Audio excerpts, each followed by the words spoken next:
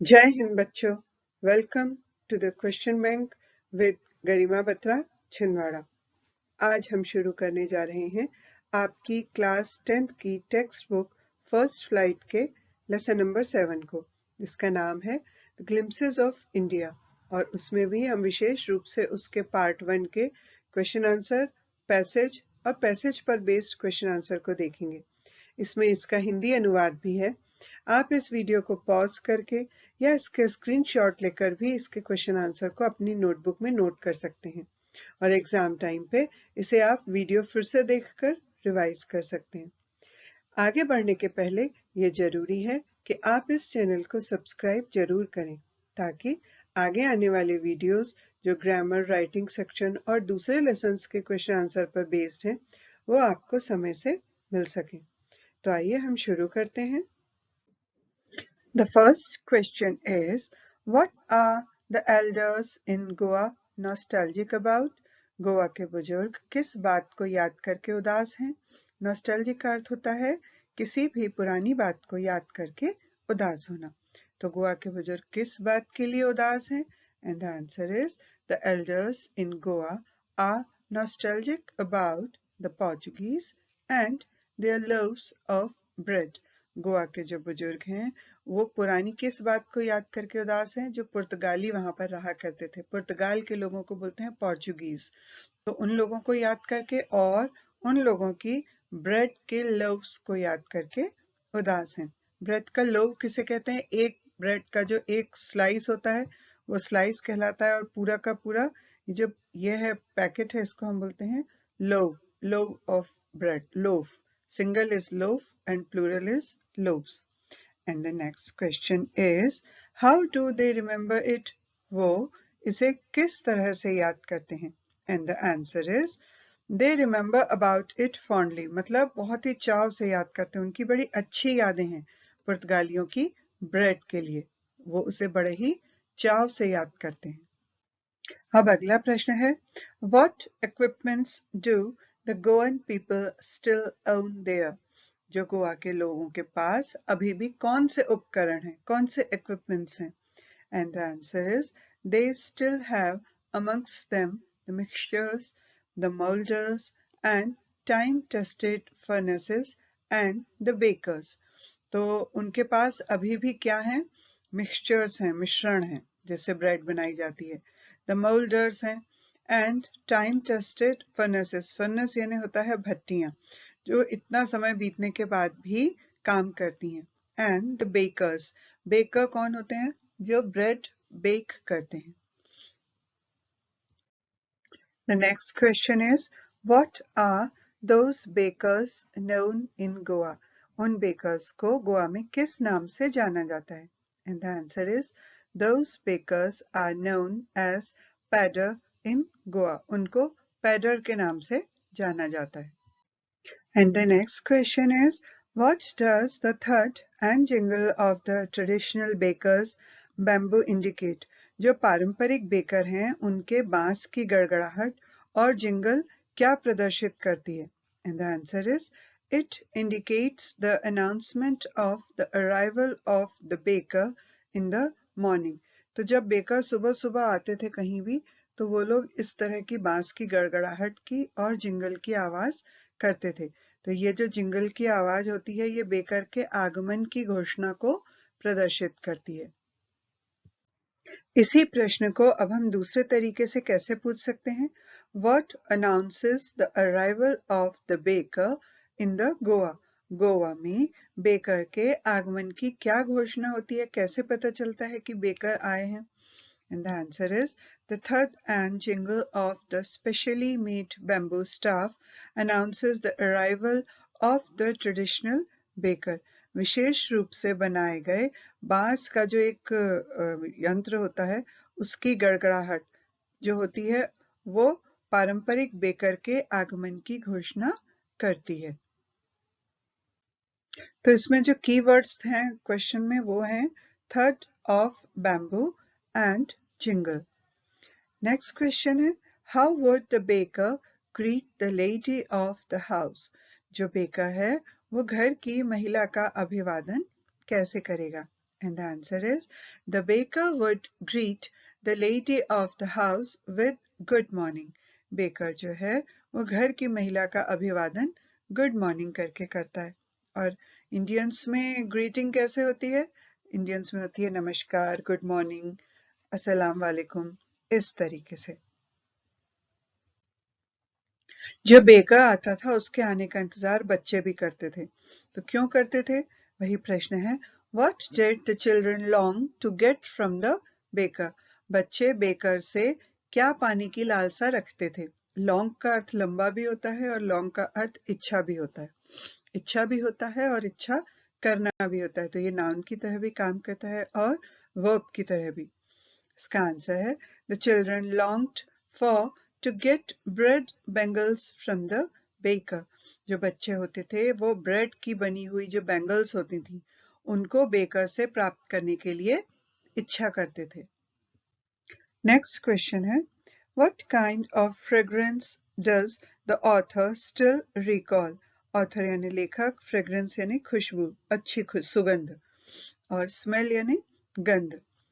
और तो ये प्रश्न क्या है? लेखक को अब भी किस तरह की सुगंध याद है? And the answer is the author still recalls the typical fragrance of the baker's loaves. जो बेकर ब्रेड के लोव्स बनाते थे उनकी विशेष तरह की, टिपिकल यानी विशिष्ट प्रकार की जो खुशबू होती थी, सुगंध होती थी, उसको लेखक आज भी याद करते हैं. अगला प्रश्न है What kind of dress the Iqbal was? जो वो थी वो किस तरह की पोशाक होती थी? And the answer is it was a single piece long frock reaching down to the knees. ये एक सिंगल पीस की लंबी फ्रॉक हुआ करती थी जो कि घुटनों तक लंबी होती थी. ये बेकर्स की स्पेशल ड्रेस होती थी जिसका कि आपके लेसन में वर्णन मिलता है हमें. नेक्स्ट क्वेश्चन है When did the baker collect his bills? Baker अपने बिल कब जमा करते थे? The answer is the baker collected his bills at the end of the month. Baker महीने के अंत में अपने बिल जमा करते थे. नेक्स्ट क्वेश्चन है How were the monthly accounts of the baker recorded? Baker का जो पूरे महीने भर का हिसाब होता था उसे कैसे रिकॉर्ड किया जाता था, उसे कैसे लिखा जाता था? And the answer is the monthly accounts recorded on some wall in pencil. जो पूरा महीने का हिसाब किताब होता था वो किसी भी दीवार पर पेंसिल से लिखा जाता था. अगला प्रश्न है Why is the baker essential for the Goan people? Goa के लोगों के लिए बेकर क्यों जरूरी है? And the answer is most of the celebrations and festivals need supply of bread. अधिकांश जो उत्सव होते थे और त्योहार होते थे उसमें जो ब्रेड की आपूर्ति होती थी उसके लिए so the baker's furnace is essential for the Goan people. इसलिए गोवा के लोगों के लिए बेकरी की भट्टी आवश्यक होती थी क्योंकि बहुत बड़े पैमाने पर ब्रेड की सप्लाई होती थी, त्योहारों में केक की होती थी, और इस सप्लाई की पूर्ति करने के लिए जो बेकर होते थे और बेकर की फर्नेस होती थी वो बहुत ज्यादा जरूरी होती थी. अब हमें लेसन में एक जगह दिखता है कि जो बेकर और उसकी फैमिली और उसके स्टाफ के लोग रहते थे वो हमेशा बहुत खुश और समृद्ध यानी अमीर दिखते थे. ऐसा क्यों? तो why did the baker and his family always look happy and prosperous? तो जो बेकर और उसकी फैमिली रहती थी वह हमेशा बहुत ही खुश और समृद्ध दिखती थी. इसका आंसर क्या है? The baker used to collect his bills at the end of the month. ये हमने पिछले प्रश्न का उत्तर देखा कि बेकर जो होते थे वो अपना बिल हमेशा महीने के आखिरी में इकट्ठा किया करते थे. Baking was indeed a profitable business in the old days. पुराने दिनों में बेकिंग का जो काम होता था वो बहुत लाभ देने वाला व्यवसाय हुआ करता था. The baker and his family never starved. Starve का अर्थ होता है भूखा रहना. तो बेकर और उसके परिवार को कभी भी भूखा नहीं रहना पड़ता था, मतलब उनकी हमेशा कमाई होती थी, हमेशा ब्रेड बिकती थी. Their plump physique was an open testimony that they were happy and prosperous. उनका जो मोटा शरीर था वो इस बात का खुला प्रमाण था कि वो बहुत ही खुश और समृद्ध थे। और अब हम ये एक एक्सरसाइज ले रहे हैं जिसमें read the following passage and answer the questions given below. इस पैसेज को ध्यान से पढ़िए और उसके नीचे दिए गए प्रश्नों के उत्तर लिखिए। तो ये पैसेज है, Our elders are often heard reminiscing nostalgically about those good old Portuguese days, the Portuguese and their famous loaves of bread.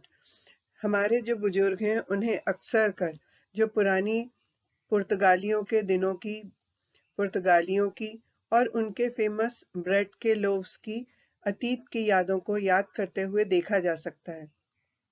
Those eaters of loaves might have vanished, but the makers are still there.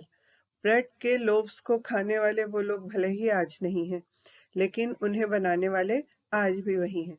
We still have amongst us the mixers, the molders and those who bake the loaves.